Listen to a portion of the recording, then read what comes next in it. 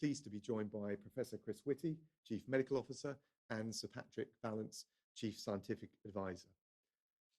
On Saturday, I spoke to the Prime Minister. I updated him on coronavirus, the progress we're making, and our plans for the next few weeks. The government is united in our focus, our determination, and our national mission to defeat the coronavirus, and defeat it we will. I want to join the PM in expressing our heartfelt thanks to the brilliant team at St Thomas's Hospital.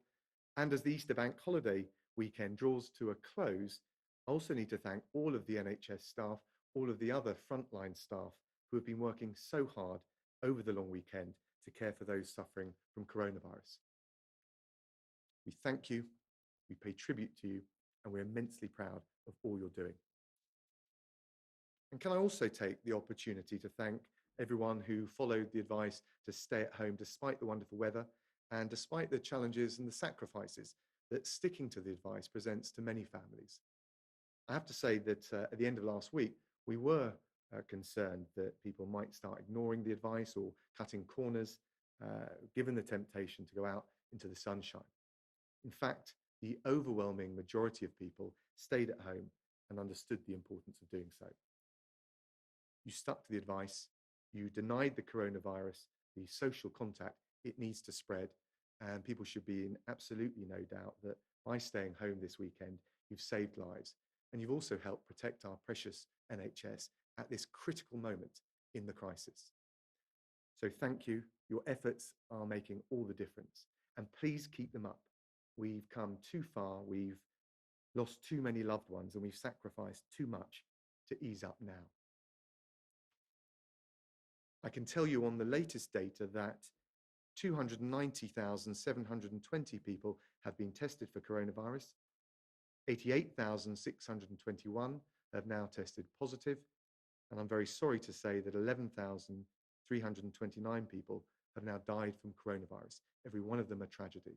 And our hearts go out to all of the loved ones who are grieving their loss at such a difficult time. Amidst this sobering death toll, there are also some positive signs from the data that we are starting to win this struggle. But we've still got a long way to go, and as those grisly figures that I just read out show, we're still not past the peak of this virus. So please, continue to follow the advice, now more than ever, to stay home, save lives, and protect our NHS. This week, SAGE will review the evidence of the effectiveness of the social distancing measures that we've taken, and we will consider their evidence as their assessment based on the evidence at that point. I should say we don't expect to make any changes to the measures currently in place at that point, and we won't until we're confident as we realistically can be, that any such changes can be safely made. In the meantime, the government will continue to redouble all of our efforts to buy and deliver the ventilators so we can treat the most vulnerable in our hospitals, to deliver the masks, the gowns, the other protective equipment, to protect those on the front line in the NHS, but also in care homes, and to ramp up testing so that NHS and other key staff can return to the front line just as soon as possible. The Chancellor and the Business Secretary are working round the clock to mitigate the damage that this crisis has undoubtedly done to our economy, getting support to businesses, to workers, and to the most vulnerable in our society.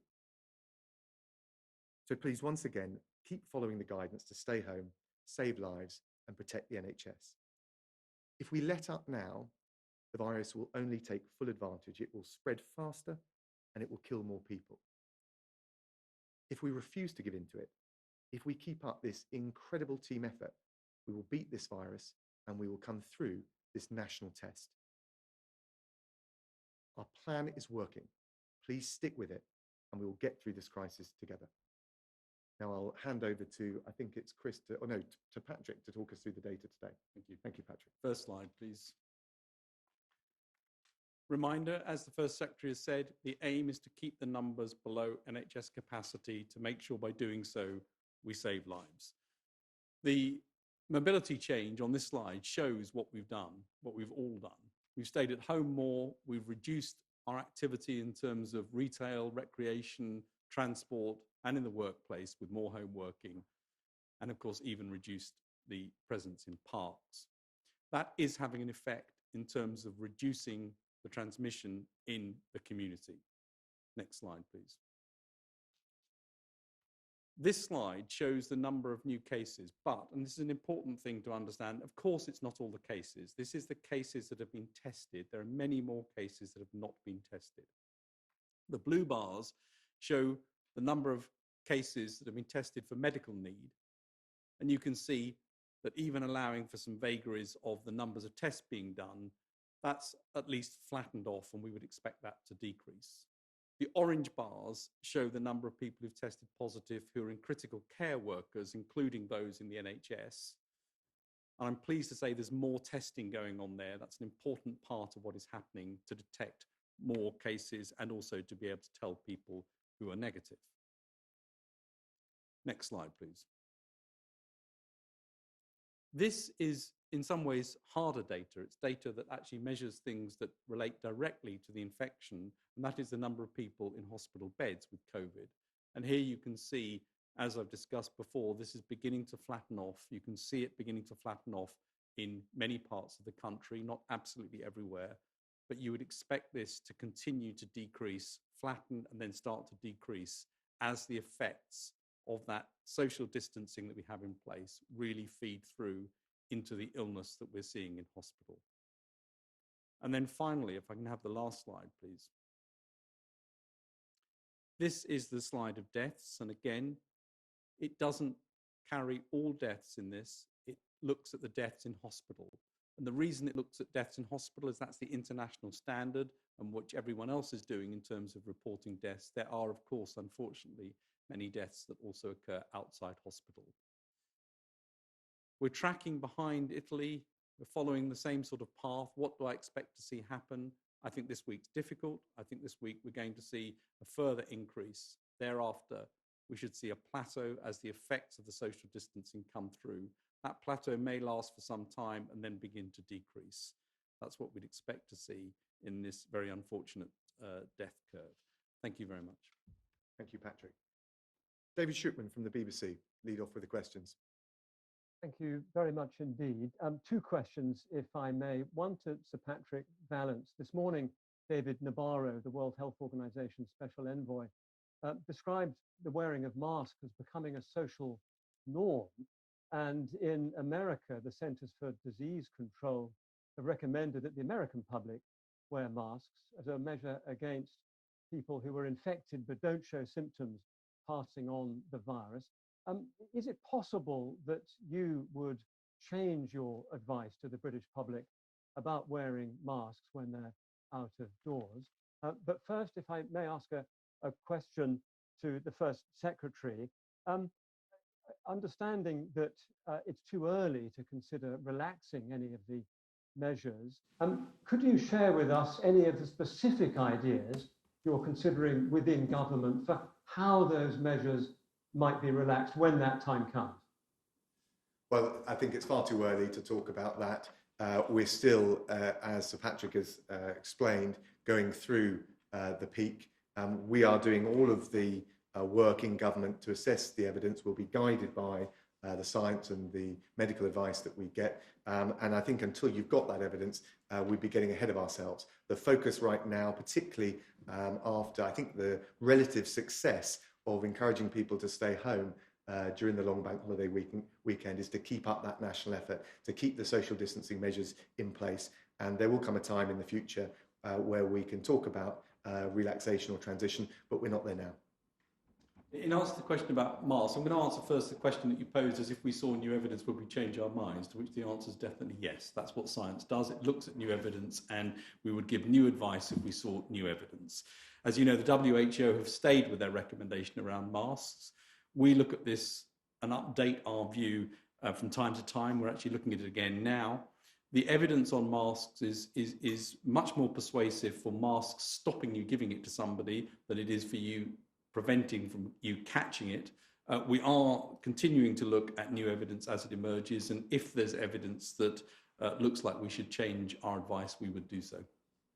David, would you like to come back with a supplementary? Yes, if I may, on the question of masks. I mean, clearly the growing scientific evidence about asymptomatic transmission, people having the virus without realizing it and passing it on, has convinced the Americans of the need to change policy. Might that happen here?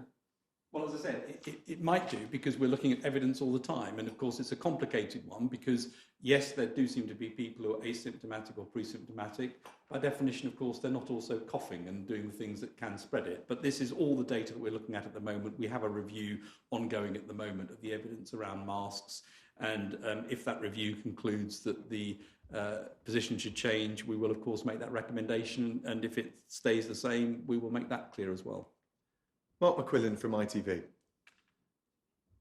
Thank you. First Secretary, you mentioned the lockdown measures are set to be extended. That's what you've indicated there. Why is there no clear plan as yet as to how we get back to normal once the lockdown is over? But also, why is there still no daily death toll for the number of people who are dying outside of hospital? Well, I'll let Chris talk about how we're measuring the death toll and the different figures. We are working assiduously to make sure that we're ready when the right time comes. But at the moment, the evidence suggests that we're still going through the peak of this crisis, whether that's measured on the death count, the death toll, or some of the other measures that Sir Patrick has talked us through. It's absolutely crucially important that we do not take our eye off the ball or the public's focus on the thing that has been a success so far in relative terms, which is our ability through widespread support for our social distancing measures, to deprive this virus of the means to spread. It is critically important, and I think a lot of people listening to this at home would understand that as we're going through the peak of the crisis with the death toll at the level it's at and increasing, we're absolutely keen to make sure, absolutely determined to keep our eye on the ball and our focus on what will save lives, which is people staying at home and protecting the NHS in that way. I don't know, Chris, whether you want to say anything further, or Patrick, on the point about social care homes and NHS deaths.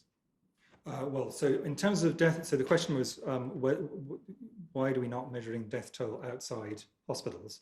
And the answer is we are. So there are two separate bits of information that come out, but they come out at different times. The first, which is what we show here and can update on a daily basis, is deaths in hospital. And we're able to get those data relatively fast, and they're proven cases. We know that they actually have COVID-19 from testing. And then the second area of data, which is usually delayed by some days, trying to shorten that period, is the ONS data. And that covers all the people who have COVID as a diagnosis on their death certificate, irrespective of where they have actually sadly died.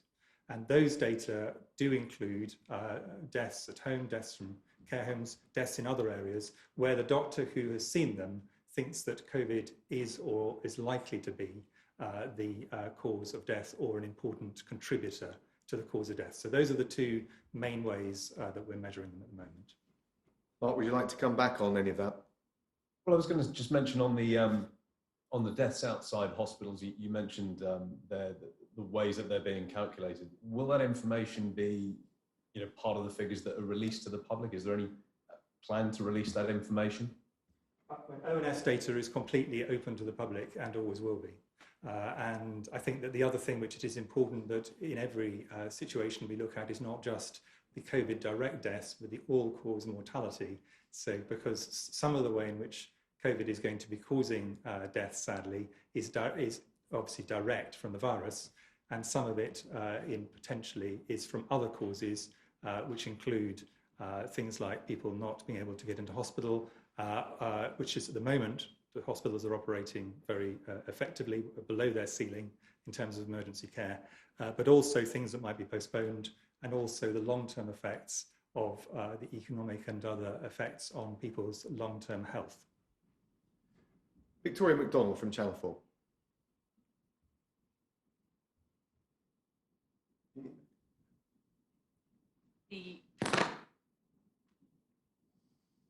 Being properly recorded, that we may actually never know the true extent, where you might have people putting pneumonia when it is COVID-19, How can we overcome that? How will we ever see that true figure? We didn't catch the first bit of it, but I think it was on how can we reliably track the sources of deaths from COVID-19, particularly outside the NHS. Chris, do you want to touch on that, or Patrick? Well, sorry, more specifically, it was about the true numbers of deaths. I'm afraid you've cut out on us. I think we've got the question. Chris, would you like to? I think that the most important number, in my view, actually over the epidemic as a whole, is going to be all-cause mortality. So that's deaths from any sort. And obviously, of that, some of them will have been diagnosed by their doctor as having COVID-19. Now, of the ones that are diagnosed as COVID-19, in hospital now, and increasingly it will be true in other settings, that will be based on testing. So over time, the accuracy of that will increase. Our view is at this point in time, most people who have the syndrome that looks like COVID probably do have COVID as a syndrome. Obviously, that wouldn't be so true if we're talking about the period when the flu season happens later in the year. So interpreting these data do become more difficult, but ramping up of testing, which is happening, will allow us to get greater accuracy on this over time. Victoria, do you want to come back in? I'm not sure we've got a signal with you, but try again. Yes. Do you, I hope you can hear me. I was very specifically talking about deaths and care homes because there is some concern that, especially if a doctor can't get into that care home, that they are not being recorded properly. Patrick, I don't know if you want to. Well, I think this one for Chris actually. So obviously everybody who sadly dies the doctor will make an assessment based on her or his view about what the cause of death is. That's what the death certificate says in all cases, and doctors take it very seriously and try to make sure that they get as much information to give accurate data. Now, one of the things we want to do is to extend the amount of testing of people in care homes as the ability to test ramps up over the next few weeks. Because clearly, care homes are one of the areas where there are large numbers of vulnerable people, and that is an area of risk, and therefore we would very much would like to have much more extensive testing in that setting, and that will help with this. Andy Sparrow from The Guardian. Hello, I've got a question for Sir Patrick and a question for the First Secretary, please. Sir Patrick, you said in your opening statement that when the death toll peaks, there will be a plateau and that will carry on, you said, for some time. Can you explain a bit more what you mean by some time? Are you talking days? Are you talking weeks? Could that plateau last for over a month? And First Secretary, on the issue of PPP, when the Home Secretary was asked about this at the weekend, a lot of people weren't very happy when she was asked to apologise for failings with PPP, and she said she'd apologise if people felt there had been failings. Isn't it clear now that there has been a problem, not just with distribution, but with supply? And why can't ministers just apologise for that? Look, we understand the importance of getting the PPE to the front line, whether it's in care homes or the NHS. We're trying to give not just the staff on the front line the equipment, but the reassurance they need. I think the strongest reassurance, practical reassurance that they will want and that we can give them is that over the bank holiday weekend, over 16 million PPE items were delivered, and we're straining every sinew to roll them out even further and faster. Patrick, do you want to? Yes. So if you look at the effect on number of cases in the community, you'd expect the measures that have been put in place to cause quite a sharp decrease. Unfortunately, with the deaths, there's not only a delay, but we would expect there to be a much more gradual decrease from the peak time there, and we'd expect there to be a bit of a plateau. If you look at what's happened in other countries, that's what they've seen. That's what we'd expect. You'd expect that to go on for 2 or 3 weeks, but I can't be absolutely sure on the time of that. Would you like to follow up there, Andy?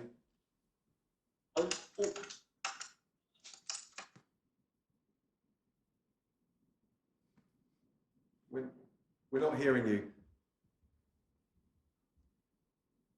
Okay, I'm afraid we'll have to move on to Martin Brown from the Daily Express. Foreign Secretary, I just want to take you back to your opening remarks where you said our plan is working. But we've seen so far that testing has been slow. The government's frantically trying to get ventilators. Frontline NHS staff are still struggling to get hold of PPE, and some experts are predicting that Britain will have the worst death rate from coronavirus in Europe. So was this all part of the plan? And Sir Patrick and Professor Whitty, what specific evidence are you looking for, scientific evidence are you looking for to reopen schools? And do you think it would be wise that the UK follows the European example and opens schools so soon after their supposed peak? So, Martin, the two crucial things in terms of, as we've always argued, flattening the peak and making sure the NHS can cope is, on the one hand, getting people to follow the guidelines about social distancing. They've showed the forbearance, the sacrifice, which has allowed us to deliver on that. It's been a national effort. A lot of people have, particularly when you think of the warm weather, people with young families, that's been a success in terms of delivering on that side of things. And that has helped limit the spread. I know it's difficult when you look at the death toll and those figures, but we are seeing signs of tentative signs of a flattening out, and that was the original plan. The second thing is making sure that the NHS has got the capacity, indeed some headroom, whether it's critical care beds or the ventilators that can support those who need it. And on those two key aspects, and I'm not saying there haven't been challenges right across the range of different things that we've got to achieve, but on those two critical aspects, actually we've got ourselves into a good place. And so the key thing is to keep delivering on that plan. In terms of timing of changes, I think it's really important that we're now at a stage when you can begin to see the flattening. We'll look and see where the peak is and when we are firmly the other side of it in terms of numbers coming down. Only at that stage do you start looking at what measures might be released and how they might be released. It would be a complete waste of everything that everyone's had to do till now. And I absolutely understand the difficulties that some of the decisions make, but it would be a waste if we were to rapidly reverse that and lead to a re-emergence of this. The key is to keep that R value below 1 and to see this on the way down. Once it gets above 1, you start to get this exponential growth again, which we cannot afford to have, nobody can, and therefore the timing of these decisions, including things around schools, will have to be taken in the light of evidence and data as it emerges. And of course, if we took our foot off the pedal too early, if we eased up too early, we'd risk a second wave, and that would be particularly damaging and would, I think, even for businesses, some of whom are particularly concerned, have been asking for more clarity, I think would be particularly damaging for them. So we want to take the right decisions, as we've always said, at the right time. Would you like to come back on any of that? If I may, just on the R value, actually, Sir Patrick, how close are we to getting towards that? Are we nearer the 1 than 2, for example? Well, I think, as I've said recently, I think in the community, you'd expect the R now to be below 1 in general. And we're going to review that again this week, but that's what you'd expect in the community. It doesn't mean overall it's below 1, because we know that there are cases in care homes and in hospitals where there's still infection being picked up. But in the community, with the distancing in place, the R is expected to be below 1. Can I turn to Patrick Maguire from the New Statesman? Good evening. Professor Whitty, you said that 1 in 10 care homes were infected last week. Have you any advance on that figure? Is it going up or is it going down? And how can you accurately model the spread given that testing is so haphazard? And First Secretary, what sort of economic modelling have you done on the various lockdown exit scenarios? Patrick, do you want to... care homes. Chris, go ahead. On care homes, so at the moment, the total number cumulatively across the whole country is around 13.5% overall. And in the last 24 hours, there have been 92 care homes where an outbreak has been detected. So that's a direct answer to your question. In terms of testing, of course, if an outbreak is suspected, then the public health authorities will go in and do testing to assess whether an outbreak has occurred, and that is going on, all the time and has gone on through this. And that allows the care home staff, who are absolutely fantastic and are doing a very difficult job, for the benefit of the people who live with them. They can then isolate people who are symptomatic and try and make sure that this does not spread within the care home. And Patrick, on your other question, we're looking at all the data, whether it's economic, health, social outcomes in relation to all of the measures that we've got in place. And indeed, when the time is right, we will look at them in terms of any changes we've made, but we're not there yet. And as I said, we want to keep the focus on maintaining the social distancing measures for all the reasons that I think have been backed up by Sir Patrick and Chris today. Would you like to come back on any of that? Yes, just on the question of PPE in care homes, there have been complaints about cost from care homes. How are you ensuring that cost is no barrier for care homes in terms of getting adequate PPE, and especially with the demands on hospitals? Sort of how are you prioritising what goes where and at what cost? Well, cost hasn't been the major challenge for us. It is supply, because it's a very competitive market out there, because there's so much demand for it. And also, I think particularly with care homes, some of the local distribution. So we've had last week one drop of bulk PPE to local resilience forums, and we've got another one this week. Just to be clear about what that means, it's a bulk drop to a group, a body, that can then make sure that they get to the individual local authorities and local care homes that really need them. We set up a hotline, so when there are distribution challenges, and we recognise that there have been some, that they can be unblocked as quickly as possible. So we're doing everything we can, and I chaired a meeting this morning on it. It's something we're looking at a daily basis. We're doing everything we can to try and get the PPE where it's most needed. And I think we're on to Adam Bienkov from Business Insider, please. This is a question both to the First Secretary of State and to the scientific and medical advisors. More than 11,000 people have died now in UK hospitals after contracting the coronavirus. And one of the government's own scientific advisors, Jeremy Farrell, suggested today that the UK is, of course, being one of the worst, if not the worst, affected country in Europe. Does the government now accept that it should have acted soon in locking down the country? And in hindsight, does the scientific and medical advisors believe they should have pushed harder for the government to make that decision earlier? And if they had have done so, could lives that have been lost have now been saved? Well, I'm going to defer to the scientific and medical experts. I'm not sure, though, that that is comparing like with like, either on the data that we've got or the other underlying data that we've been looking at. Patrick, would you like to address that further? The aim all along, and clearly Sir Jeremy Farrell has been part of the group, has been to get the numbers down, make sure that we keep the numbers below NHS capacity, and ensure, therefore, that the NHS can function. And that has been an absolute aim in this. And so far, that is exactly where we are in terms of keeping this under control, with heroic efforts from the NHS, including increasing capacity, and the superhuman efforts of the doctors and nurses and all the others who look after the patients. The direct comparison around things, I think we need to wait and see how things evolve. There's a long way to go yet in this disease. It's still a new disease. It still hasn't spread everywhere across the world. It still hasn't actually been allowed to be released from places that have got lockdown. So I think we've got a lot yet to see in terms of where this ends up. Clearly, it's going to be very important that we concentrate on things like vaccine and therapeutics to get there. I think the measures that we've got in place are holding it in the right position in terms of keeping numbers down and NHS capacity at the moment. Adam, did you want to come back on any of that?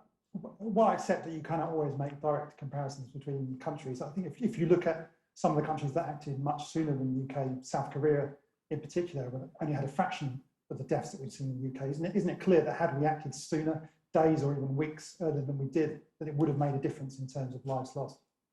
I don't think it is clear. I don't think those comparisons are like for like, because of where we are on the curve, as Sir Patrick has mentioned, but also the individual circumstance in those countries. But we will continue to monitor, and we do monitor what's going on in other countries, and make sure we feed that into what we're doing here. Patrick, I don't know if there's anything else you'd add to that. No, I think it's very difficult to make those comparisons, and as I say, we'll be able to look and see this in due course. I think there's a lot to learn from other countries in terms of what we need to do, and we're definitely looking very closely at other countries in terms of how they think about release of lockdown measures. Thanks, Adam. Thank you all very much.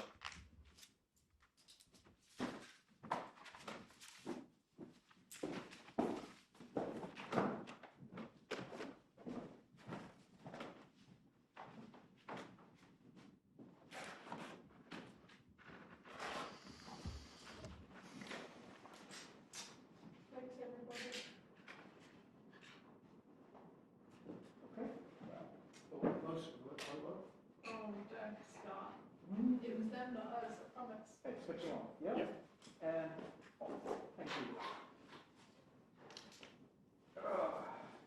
Yeah, that was annoying.